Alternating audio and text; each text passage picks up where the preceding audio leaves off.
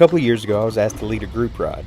It was in preparation for an upcoming benefit ride that would be taking place a few weeks later. And it was also just a great excuse for us to get together and enjoy some beautiful weather.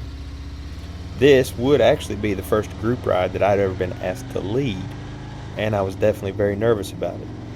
I had to plan the route, I had to hope for a good turnout, I had to hope for good weather, and ultimately an enjoyable trip for everyone who was going to participate. And it all really weighed on me. Now the day of the ride came, and I was greatly encouraged by the number of people who showed up. The weather actually was beautiful, and I had planned a scenic route that would take us through some of the great roads in eastern Kentucky.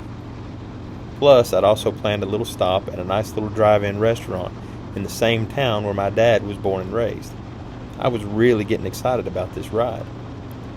As we got closer to the time that we would leave the local Harley dealership where we met, I did a final check on how many we had riding with us. We all gathered together and had a moment of prayer, and then began getting on our gear and getting the motorcycles in line for our departure. A friend of mine was right beside me. He looked back over the group and then indicated to me that everyone was ready and that we were ready to go.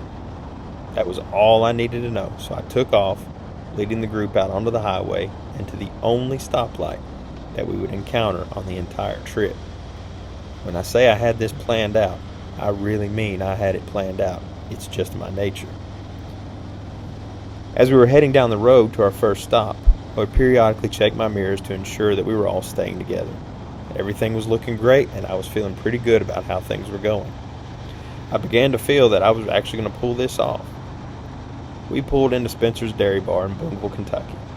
This is where we would make our first stop, have lunch, stretch our legs.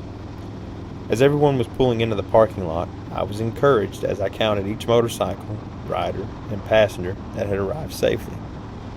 When it seemed everyone had arrived, I noticed that there were 2 motorcycles that were missing, which translated to 4 people. I was worried about where they could be or what could have happened. Nobody had indicated that something had gone wrong on the trip. About 20 minutes later, I hear a couple of motorcycles coming through the town square and then see them pulling into the parking lot. On both motorcycles, I noticed riders and passengers were smiling, so I knew that nothing bad had happened. Plus, they were laughing a little bit too and pointing at me. They got off their motorcycles, and then the teasing really began. They were relentless. It turns out I had left them behind. When we pulled out of the parking lot, I had not checked for myself to ensure that everyone was in line. I just took someone else's word for it and took off. In the process, I had left 4 friends behind, but they ultimately found their way. Now, for over a year, I've been teased about leaving them behind, and we have generated plenty of jokes about the situation.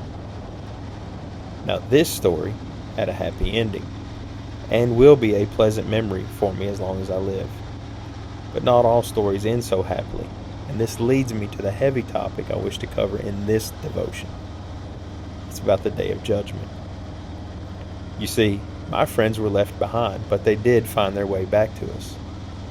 But what about being left behind by God? I won't get into a discussion of the rapture or the various views of how the end times may play out, but I know one thing is certain. There will be a day of judgment where the followers of Christ will be glorified, and those who have never accepted the free gift of salvation by grace through faith will be cast into hell. Sounds like a great devotion, doesn't it? The truth is, we have to be willing to talk about the hard truths of the Bible just as easily as we talk about the possibilities of all the great things that we see in the Bible.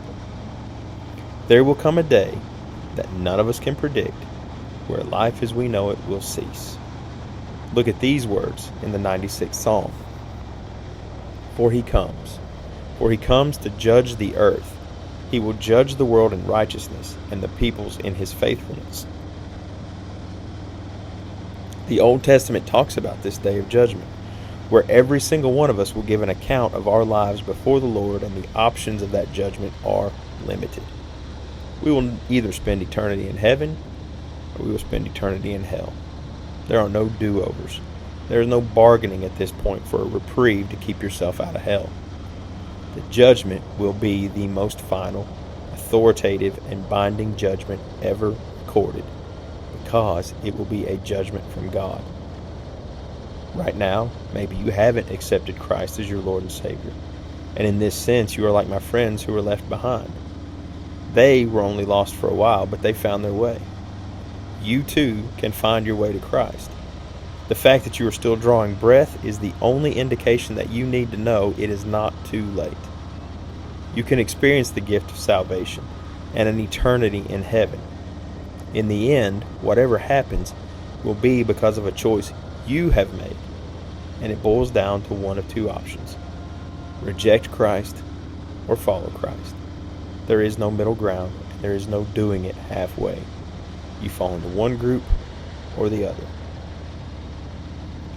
Perhaps you are a follower of Christ, saved by grace through faith. Your eternity is assured, but there's still work to do. We must share the gospel with everyone. We cannot let anyone be left behind because they did not know their own options. We have to be obedient to the Great Commission, and we need to let others know about the way God has changed our lives and the assurances we have of the gift of an eternity with Him. The book of Revelation tells us that those who come to Christ will be an innumerable multitude.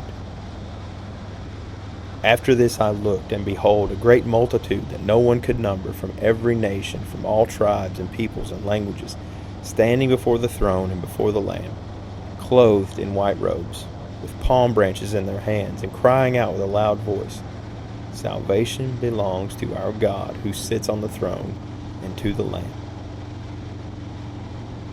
We don't know the day or the hour that our chances will run out, but we know that right now, in this moment, we are still here and we can pursue Christ and His free gift. Or we can tell others about how that free gift has saved us from an eternity in hell. Please do not take this lightly. Please do not wait on this decision. How you spend eternity truly rests in your hands. No one can make that decision for you, and God will not force you into making a decision for Him. He wants you to make that decision, but it's your choice. All anyone else can do is to point you in the right direction and love you through it all. But concerning that day and hour, no one knows, not even the angels of heaven, nor the Son, but the Father only.